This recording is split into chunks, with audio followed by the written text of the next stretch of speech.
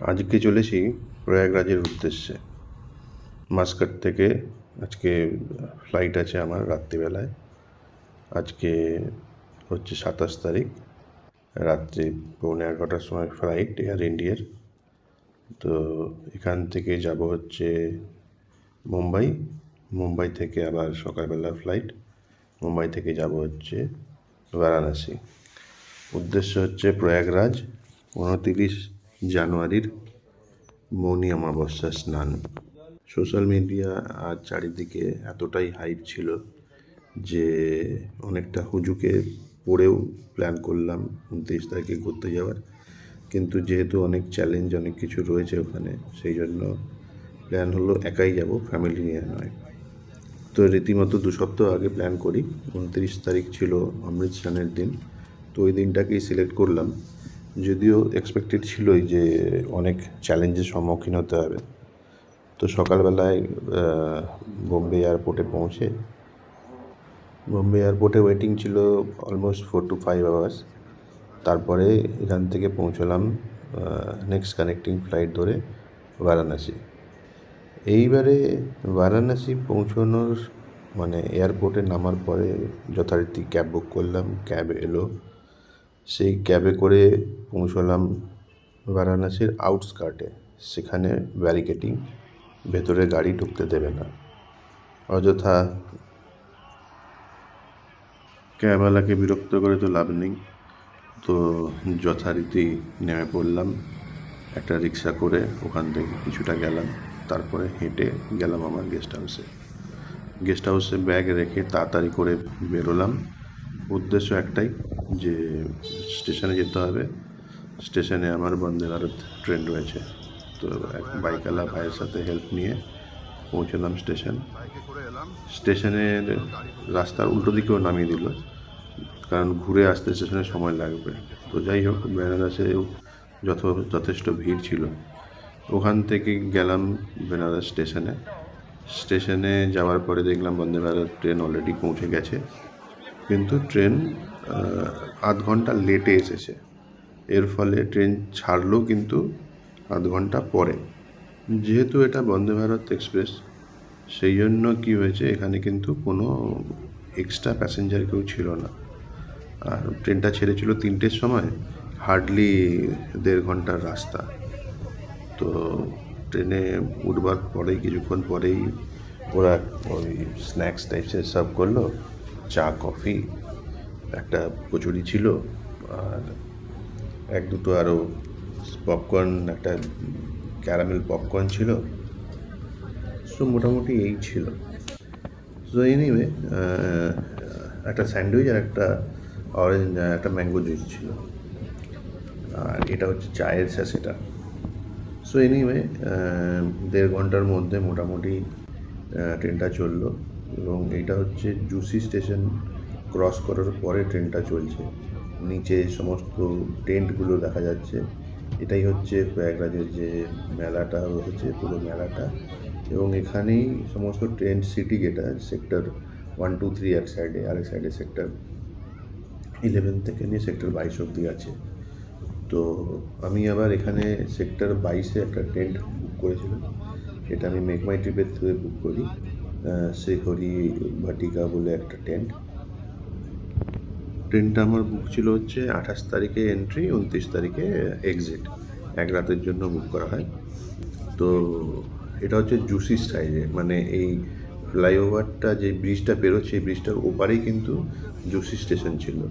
কিন্তু এটা যেহেতু বন্দে ভারত এক্সপ্রেস, জুসি স্টেশনে দাঁড়ালো না। আদারওয়াইজ জুসি স্টেশনে নামলে কিন্তু আমি মাত্র 3 কিলোমিটার ওখান থেকে এই ফ্লাইওভার ব্রিজটা অবধি, ওখান থেকে আর 3 কিলোমিটার, ওভারঅল 6 কিলোমিটার হাঁটলে কিন্তু আমি আমার টেন্টে পৌঁছে যেতাম। বাট কিছু করার নেই, ট্রেনটা প্রয়াগরাজেই গিয়ে দাঁড়াবে। এবং প্রয়াগরাজ থেকে আমাকে যখন হেঁটে আসতে হবে, তখন কিন্তু এটা অলমোস্ট 8-9 কিলোমিটারের ওপর কিন্তু আমাকে হাঁটতে হবে। সো আমরা যখন প্রয়াগরাজে নামলাম, প্রয়াগরাজে নেমে স্টেশন থেকে বাইরে বেরোনোর পরেই কিন্তু একরকম চমকে গেলাম দেখে যে সেই পরিমাণ ভিড়। মানে লোকারণ্য স্টেশনটা শুনেছিলাম আগে প্রচণ্ড সুন্দর, খুব ভালোভাবে সাজানো গোছানো, বাট এই ভিড়ের মধ্যে সেসব কিছু বুঝবার কোনো উপায় নেই। বাট হ্যাঁ, প্র্যাকটিক্যালি দেখে বোঝা যাচ্ছিলো যে বেশ ভালোভাবেই প্ল্যাটফর্ম বা এই এরিয়াটা তৈরি করা হয়েছে। তো এখান থেকে শুরু হলো হাঁটা। কিন্তু যেটা আগে শুনেছিলাম যে এখান থেকে লোকাল লোকেরা কিন্তু বাইকে করে বেশ কিছুটা ডিস্টেন্স পৌঁছে দেয়, পুরোটা না হলেও। তো এখানে আমি একটুখানি হাঁটার পরে এখান থেকে আমি একজন বাইকওয়ালা ভাইয়ের সাথে কথা বলি। তো সেই বাইকওয়ালা ভাইয়ের সাথে চুঙ্গি বলে একটা জায়গায় পৌঁছোই, দিয়ে ওখান থেকে একটু হেঁটেই এইটাই ট্রেনে উল্টো দিকের যেটা দেখা যাচ্ছে ওটা ট্রেনে ক্রস করেছিলাম। আবার এসে বাইকে করে আবার আরেকটা বাইক ধরেছি, ওই বাইকে করে আমি যাচ্ছি। এখন গিয়ে আমি ব্রিজটা পেরোবো, এই ব্রিজটা পেরিয়ে ব্রিজের ওপারে গিয়ে আমি বাইক থেকে নামবো। ব্রিজের ওপারে বাইক থেকে নামার পরে ডান দিকে ঘুরে যাব এই রাইট সাইডে নদীর ওপাশটা বরাবর, ওখান থেকে শুরু হচ্ছে 17 নম্বর সেক্টর। তো ওই 17 নম্বর সেক্টর থেকে আমাকে যেতে হবে 22 নম্বর সেক্টর অবধি। তো এইখানে কিন্তু কোনো বাইক বা কোনো রকম কোনো কিছু মানে হেল্পের এক্সপেকটেশন নেই। এটা মোটামুটি 3-3.5 কিলোমিটার হবে হয়তো ডিস্টেন্সটা, বা এটা কিন্তু পুরোপুরি হাঁটতে হবে, তার কারণ এখানে আর কোনো অপশান নেই। তো এই ভিড় মোটামুটি ছিল 28 তারিখ এখন বাজে মোটামুটি 5:30-6টা। তো এই সময় ভিড় মোটামুটি। আর এই যে গাড়ি যাচ্ছে এগুলো সব ভিআইপি গাড়ি, এই একটা দুটো গাড়ি গেছে, এগুলো সব ভিআইপি গাড়ির সাথে পুলিশ। এরকম যখন যাচ্ছি আমার টেন্টের দিকে, রাস্তার ধারে সব লোককে দেখছি যে তারা সব এইভাবে শুয়ে বসে রয়েছে, মানে এরা কোনো থাকার জায়গা জোগাড় করতে পারেনি যেটুকু বুঝলাম। তো এরা রাস্তার ধারেই নিচে একটা ত্রিপল টাইপসের পেতে তার উপরেই নিজেদের কম্বল ফম্বল সব নিয়ে এসছে, ওইভাবে এরা রয়েছে। রাস্তার দুপাশে দেখছি এই ধরনের আখাড়া বা এই বাবাদের আশ্রম টাইপসের রয়েছে। এখানে তাদের যে ভক্ত যারা আছে বা তাদের যে শিষ্য রয়েছে তাদের থাকার অ্যারেঞ্জমেন্ট আছে। আমার মতো কিছু লোক এরকম টেন্ট যেটা 22 নম্বর সেক্টরে আমি পে করে ওগুলো জোগাড় করেছে। তো এবারে হাঁটতে এখানে 1 কিলোমিটার হাঁটতেও কিন্তু প্রায় আধ ঘন্টার উপর সময় লেগে যাচ্ছিলো। তো 3 কিলোমিটার হাঁটতে মোটামুটি আমার 1-1.5 ঘন্টা লেগেছে, বিকজ অফ এই ভিড়টার জন্য। তো যথারীতি টেন্টের কাছাকাছি এরিয়াতে পৌঁছেছি। টেন্টের আমি ওদের থেকে নিয়ে রেখেছিলাম লোকেশনটা। এবারে প্রবলেম হয়ে গেছে, টেন্টের সামনে পৌঁছে এক্স্যাক্টলি টেন্টের লোকেশনটা আর পাচ্ছি না। ওটা এই রাস্তা থেকে বাঁদিকে ভেতর দিকে কোথাও একটা দেখাচ্ছে, এবার সেই জায়গাটা আর খুঁজে পাচ্ছি না, এন্ট্রি গেটটা। বাট ফাইনালি আন্দাজে বিভিন্ন রাস্তায় এদিক ওদিক ওঠা নামা করতে করতে ফাইনালি ওই জায়গাটা খুঁজে পাই। তো বাট আশেপাশের লোকজন, দোকানদার, কাউকেই যে জিজ্ঞেস করছি কেউই কিন্তু মানে এদের নামটাই জানে না। তো টেন্টে পৌঁছলাম শেষমেশ যেভাবেই হোক। টেন্টে পৌঁছানোর পরে গিয়ে দেখি যে ওখানে দুটো ফ্যামিলি দাঁড়িয়ে রয়েছে এবং তারা চিল্লামিল্লি করছে। আমি গেলাম এবং আমার সাথে সাথেই ইমিডিয়েটলি আর একটা ছেলে আসে, ইউপির একটা মুজফ্ফরপুরের ছেলে, ওরও টেন্ট বুক ছিল। তো ওই ফ্যামিলি আমাদের বলে যে এখানে পুলিশ এসেছিলো, পুলিশ এসে যে টেন্টের মালিক আছে এরা খুব বাজে বিহেভিয়ার করেছে, টেন্ট দেওয়ার নামে এখানে নিচের মধ্যে বিছানা পেতে দিয়েছে, তার মধ্যেই সবাইকে শুতে দিয়েছে। একটা ফ্যামিলি নাকি ওরকম বুক করে এসেছিলো 4-5 লাখ টাকা 7 লাখ টাকা করে দিয়ে এসেছে। এবারে তারা হয়তো ফ্যামিলি টেন্ট নিয়েছিল যেখানে টেন্টের ভেতরে দুটো খাট আছে। এবারে এদের এক্সপেকটেশন কী ছিল জানি না, হয়তো কোনো হিউজ এক্সপেকটেশন করে এসেছিলো। আমার টেন্টটা মোটামুটি 3,000 টাকা মতো ভাড়া নিয়েছিল। এখানে actually 1000 rupees equals to 100 rupees ratio ধরা যেতে পারে, মানে 3,000 টাকা দিয়ে 300 টাকার ফেসিলিটি এখানে পাওয়া যাবে। সেই হিসেবেই এখানে আসলে মেন্টাল শক লাগবে না। তো এদের হয়তো এক্সপেকটেশন ছিল, তো পুলিশ ডেকে সব করেছে। তো টেন্টে যখন ঢুকলাম তখন তো মোটামুটি অন্ধকার হয়ে গেছে। তো এই টেন্টের ভেতরে আমাদের পরপর একদিকে 5টা বিছানা বেড নিচে পড়ে আছে, বেড মানে কি গদি পড়ে আছে, আর একদিকে 5টা গদি রয়েছে। এবার আমাদের দুজন, আমি আর ওই ছেলেটা ছিলাম, তো আমাদেরকে বললো তোমরা এই 5টার মধ্যে দুটো নিয়ে নাও। আরেক সাইডে দেখলাম লাগেজ পড়ে আছে লোকজনের। তো ওখানে আমরা ঢুকলাম, খাওয়ার আমাদের ইনক্লুডেড ছিল। 8টা 8:30টার দিকে ডিনার ওরা বানালো ওই ডাল ভাত, লুচি ছিল, আর একটা বেগুন ফেগুন যেটা তরকারি বানিয়েছিল, ব্যাস এইটাই। তো রাত্রেবেলায় মোটামুটি যা পেলাম ওটাই আমরা প্রপারলি খেয়ে নিলাম। খেয়ে নিয়ে এসে এবারে আমরা প্ল্যান করলাম যে কীভাবে যাব। তো আমাদের ছেলেটার সাথে আমার দেখা হয় সুবিধে হলো। আচ্ছা, এটা হচ্ছে টয়লেট, হ্যাঁ, এখানটায় 8-10টা টয়লেট বানিয়েছে। এখানে চান করার জায়গাও রয়েছে এবং এখানে ওয়াশরুমও রয়েছে। তো বাট দ্য প্রবলেম হচ্ছে কি এগুলো অতটা ক্লিন নয়, কিন্তু জলের ব্যবস্থা রয়েছে। তো সেই বালতিতে করে জল ভরে নিয়ে গিয়ে করতে হচ্ছে। আসলে ওরা জিনিসগুলো বানিয়েছে কিন্তু জিনিসটা কোনো মেনটেনেন্স করেনি, সেটা হচ্ছে প্রবলেম। অর্ধেক টয়লেটের মধ্যে লাইট নেই। তো এই সব প্রবলেম ছিলই, যার জন্য এতটা কমপ্লেন বা পুলিশ এসেছে। আর এদের টেন্টের নিয়মটা ছিল কি নো রিফান্ড। সো সেই জন্যই এরা মনে হয় পুলিশ আনিয়ে এদের থেকে রিফান্ড করে গেছে। সো এনিওয়ে সেদিন রাত্রিবেলা আমরা ঘুমিয়ে কাটাই। পরের দিন সকালবেলায় 5টা বাজতেই আমরা উঠে ফ্রেশ হয়ে ব্রাশ ফ্রাশ করে আমরা বেরিয়ে পড়ি শাহী স্নানের উদ্দেশ্যে, শাহী স্নান বা অমৃত স্নানের উদ্দেশ্যে। তো এখান থেকে আমরা যাব হচ্ছে ত্রিবেণী। উদ্দেশ্য ছিল ত্রিবেণী সঙ্গম ঘাটে যাওয়ার, বাট যখন আমরা এগোতে থাকি এবং তারপর আমরা জানতে পারি যে অ্যাকচুয়ালি একটা সার্কেল এরিয়া যদি আমরা ম্যাপে করি, সেটা হচ্ছে টোটাল সঙ্গম এরিয়া। তার মধ্যে ত্রিবেণী সঙ্গম বলছে, যেটাকে বলা হয় সঙ্গম নোজ, আর তার সামনে দু পার্টটায় হচ্ছে সঙ্গম ঘাট, দুই সাইডেই রয়েছে। সো প্র্যাকটিক্যালি দেখতে গেলে 3টে সঙ্গম ঘাট আছে। একটা হচ্ছে সঙ্গম নোজ, একটা হচ্ছে আরহেল সাইডের সঙ্গম ঘাট, একটা হচ্ছে জুসি সাইডের সঙ্গম ঘাট। তো এই পুরো এরিয়াটাকে বলা হয় সঙ্গম এরিয়া। একদিক থেকে গঙ্গা গিয়ে ওখানে মিশছে, একদিকে যমুনা এসে মিশছে, আর সরস্বতী নদী এখন মোটামুটি ভ্যানিশ হয়ে গেছে। তো আমরা যখন এগোচ্ছি সঙ্গম ঘাটের দিকে, আমরা দেখতে পাচ্ছি অনেকেই আগেই চান করে যাচ্ছে। ওই জায়গাগুলো কিন্তু অ্যাকচুয়ালি মানে গভর্নমেন্ট থেকে ডেজিগনেটেড স্নান এরিয়া নয় ওখানটায়, কারণ কোনো স্পেশাল ড্রেস চেঞ্জের জায়গা বা অনেক জায়গাতে যেখানে আমরা স্নান করেছিলাম সেখানে জায়গাটা ঘেরা ছিল, চারপাশটায় নৌকা দাঁড়িয়েছিল, তারা সেফটি মেজারমেন্টের জন্য দাঁড়িয়েছিল কোনো বিপদ হলে দেখবার জন্য, বা কেউ হারিয়ে গেলে অ্যানাউন্সমেন্টের জন্য।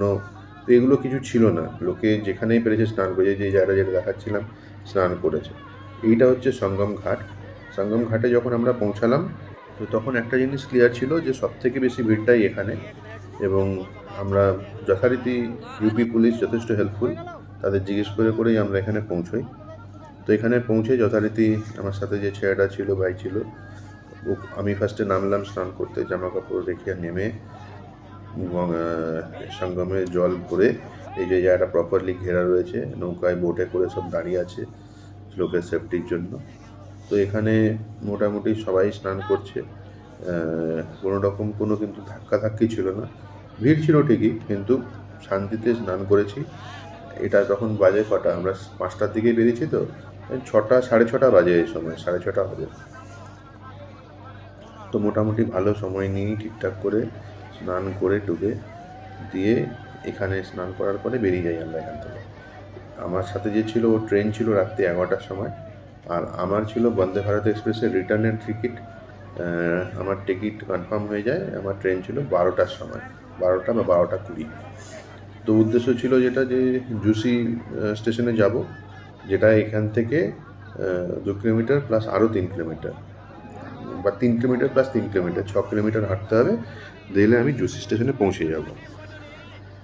তারপরে জুসি স্টেশন থেকে আমি যে কোনো একটা ট্রেন ধরে নেবো, ধরে আমি ব্যাক গিয়ে প্রয়াগরাজ স্টেশনে পৌঁছে যাব। কারণ যেটা আমি আসবার সময় দুটো বাইকে এসেছিলাম, সেই বাইক কিন্তু এই দিনকে আর চলছে না, যেহেতু 29 তারিখে পুণ্য স্নান বা অমৃত স্নান ছিল, তো ভিড় প্রচুর ছিল।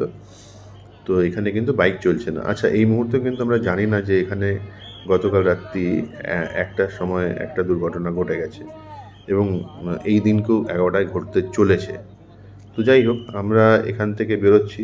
এই আখাড়ার যে এরা রেডি হচ্ছে, এরা চান করতে যাবে বলে, এবং 11টার দুর্ঘটনা কিন্তু মেনলি এদের কে স্পেশাল রাস্তা করে দেওয়ার জন্যই ঘটেছিল।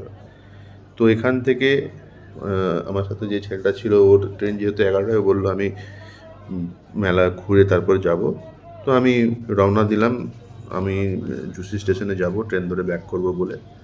বাট এইখান থেকে শুরু হলো নেক্সট দুর্ভোগের চ্যাপ্টার। যেহেতু একা ছিলাম অতটা ভুগতে হয়নি, তো এটা গাড়িতে উঠে পড়েছি। বাট এই গাড়িতে ওঠার গল্পটা আমি বলি। হাঁটছি ওখান থেকে জুসি স্টেশন পৌঁছলাম। জুসি স্টেশনে গিয়ে জানতে পারলাম স্টেশন বন্ধ করে দিয়েছে। কোনো রকম কোনো ট্রেন ফ্রেন ওখানে দাঁড়াবে না, বা ট্রেন থেকে নেমেও কেউ আসতে দেবে না, স্টেশনে কাউকে ঢুকতেও দেবে না। যথারীতি আর কোনো অপশান নেই আমার ব্যাক করে যাওয়ার। ট্রেনটা মাথা থেকে বেরিয়ে গেল। ওই রাস্তা ধরে সোজা গেলে ওরা বললো যে সোজা গেলে পুলিশের থেকে জানতে পারলাম যে বাস স্ট্যান্ড আছে যেখান থেকে বাস ছাড়ছে। তখনও জানি না যে বাস ছাড়ছে অ্যাকচুয়ালি সঙ্গম থেকে 25 কিলোমিটার দূরে। তো আমি প্রায় 12-13 কিলোমিটার অবধি হেঁটেছি। তারপরে টায়ার্ড তো অবভিয়াসলি, তখন ওখান থেকে এক বাইকওয়ালা ভাইকে পাই এবং তাকে ধরে আমি পুরো ওই ভিড় পেরিয়ে 25 কিলোমিটার দূরে আসি। এসে জানলাম যে ওখানেই একটা পার্কিং হয়েছে। ওই দিন যারা সকালবেলা আসতে পেরেছে ওই পার্কিংয়ে তাদেরকে পার্কিং দিয়েছে। ওটা হচ্ছে ফার্স্ট পয়েন্ট, মানে লাস্ট পয়েন্ট অফ পার্কিং আর ফার্স্ট পয়েন্ট অফ পার্কিং। ওইখান থেকে কিন্তু যারা সঙ্গমে দিন চান করছে সবাই হেঁটে গেছে। তো ওখানে আসার পরে লাকিলি আমি একটা গাড়ি পেয়ে যাই। বাসে প্রচণ্ড ভিড়, বাসে উঠতে পারিনি। তো একটা আমি গাড়ি পাই। গাড়িটা মোটামুটি আমার থেকে 2,500 টাকা নেয়। নিয়ে আমরা বেরিয়ে পড়ি বেনারসের উদ্দেশ্যে। এই যে রাস্তার ধারে জ্যাম দেখা যাচ্ছে না উল্টো দিকের সাইডে, এটা হচ্ছে ট্রাকের জ্যাম। এর আগে ছিল গাড়ির জ্যাম এবং এখানে পুরো গাড়ির জ্যাম আছে। টোটাল 4টে জায়গাতে গাড়ি আটকেছে। ফোর্থ যে জায়গাটাতে গাড়ি আটকেছে সেখানে প্রায় 4 কিলোমিটার ডিস্টেন্স অবধি, তখন 11টা বেজে গেছে। ওকে, 11টা বেজে গেছে এবং সেকেন্ড অ্যাক্সিডেন্টটা ওখানে হয়ে গেছে সঙ্গমে। তো ফোর্থ জায়গাটাতে একটু জ্যাম ছিল আমাদের সাইডটাতেও, কারণ ওপাশ থেকে গাড়ি কিছু ঘুরে ঘুরে ব্যাক করে ফেরত চলে যাচ্ছিল। তো ওখানে কী হলো, ওখানে পুলিশ অ্যানাউন্স করছে চিল্লিয়ে যে আপনারা সব ফিরে চলে যান, সঙ্গমে কোনো স্নান হবে না। তো এই হচ্ছে ব্যাপার। ওখান থেকে অনেকে ব্যাক করে। ফাইনালি আমি বারাণসী ঢুকি। আউটস্কার্টে যথারীতি আমাকে নামিয়ে দেয়। আউটস্কার্টে নামবার পরে আমি আবার বাইক ধরে আমি আমার হোটেলে আসি। এখানে আসার পরে 2 দিন কাটিয়ে তারপর আমি আবার ব্যাক করে চলে আসি আমার ডেস্টিনেশনে।